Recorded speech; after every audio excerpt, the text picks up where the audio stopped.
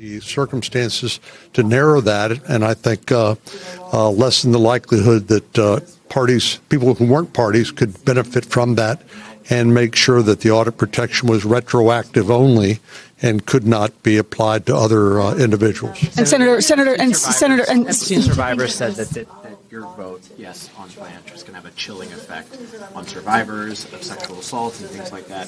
What's your response to them? They were frustrated that you didn't meet with them in person, too. Well, what happened to them is a tragedy. We know that people have been convicted of trafficking and the crimes, and Epstein is no longer with us. But I don't believe there's anything we could do to assuage them at this point. But we need to continue to help them every way we can. But I just think that's one of those things that cannot be remedied by a no vote. And Senator, we're live on MS. The order from Blanche rescinding the fund isn't binding. Why do you disagree? Well, the weaponization fund is dead. We pointed out that the Department of Justice has represented that to numerous courts. And as to the idea that it could be revived in the future, I think it's highly unlikely that could happen without the cooperation of the Department of Justice. And I think Mr. Blanche gave us the assurances that it was dead and would not be revived. And in this case, we have no alternative but to take his word for that. But I think it's highly unlikely that it could be revived. And Senator, on the audit immunity, and we're live on MS Now right now, it wasn't signed by the acting Attorney General, Todd Blanche. There's nothing binding about this. So why did you settle for something like that when you were so adamant about wanting to break open that settlement and narrow it formally? Because the settlement agreement could not be changed without the signatures of the parties to the lawsuit, and that did not include Todd Blanche. What he did provide us was an interpretation of the language in a way that constrained and limited the application of that. Number one, said it was retrospective and not prospective. In other words, wouldn't address future claims. And it was limited to the parties to the litigation and not these unrelated associated entities. So a future court, in the event of a hypothetical lawsuit, will have the benefit of that sworn testimony by the Attorney General as to how that document should be interpreted. There's also other lawsuits pending now in Florida and elsewhere on that. It could well be that settlement agreement, that entire settlement agreement, will be held invalid, but we don't know that yet. What gives you confidence? Colleagues who've expressed similar concerns as you and Senator Tillis. Mm-hmm. Some of them, Senator Murkowski, Senator Collins, said they want to speak to you more about this deal. Have you had some of those conversations with those other senators? I have. I talked to Senator Collins last night, and typically for Senator that was Collins, our colleague Michael Schnell there with the very key question that I want to throw to Paul here. When Michael asked him about the extent to which the memos that were released by Todd Blanche were actually binding to what was in the settlement there.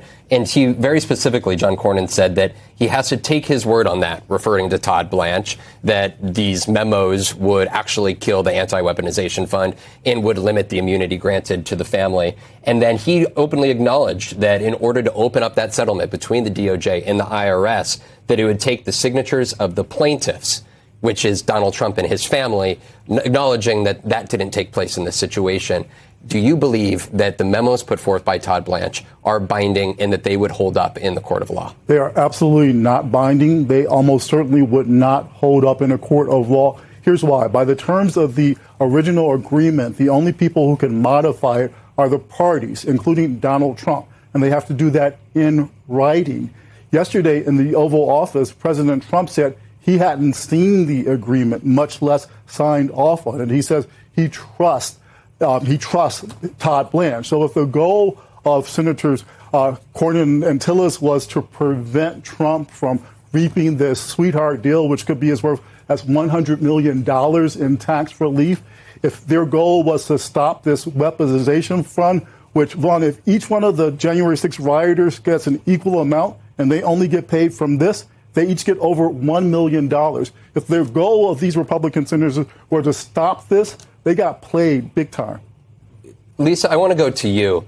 because, number one, it seems like John Cornyn there is acknowledging that this is not necessarily exactly binding and that he's going to have to take Todd Blanche's word.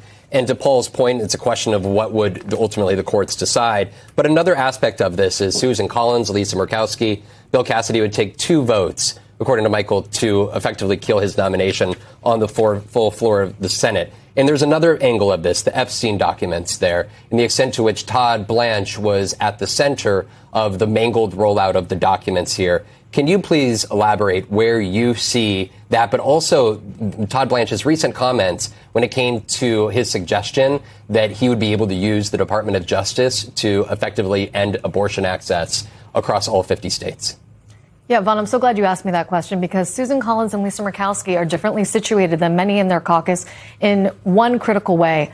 Both of them have been affiliated with a number of women's causes over the years, and both of them have identified themselves as pro-choice. And so in that respect, I think there are 2 avenues that women's advocates could use to potentially sway Collins and Murkowski. Let's start with the Epstein survivors. You just heard John Cornyn tell Michael that there is nothing that could assuage them, that unfortunately there was just nothing that could be done for them. And that I thought was stunning to hear, because I can name one thing that very easily could be done by the Department of Justice where some advocacy from Senators Cornyn and Tillis could have been effective. It's my understanding that in a private meeting with Todd Blanche, some of the survivors and their lawyers pressed the Department of Justice, how are you going to compensate us? Not for the fact that nobody else has been convicted. How are you going to compensate us for the harms that the Department of Justice did to us by splashing our personal data, our names, our driver's license all over the public domain? And he wouldn't commit to anything. But the Federal Tort Claims Act, the same vehicle that people are saying could now compensate people who could have profited from the anti-weaponization fund, that could be used to compensate the Epstein survivors. And were I them, I'd go to Collins and Murkowski and at least try to get a concession on that.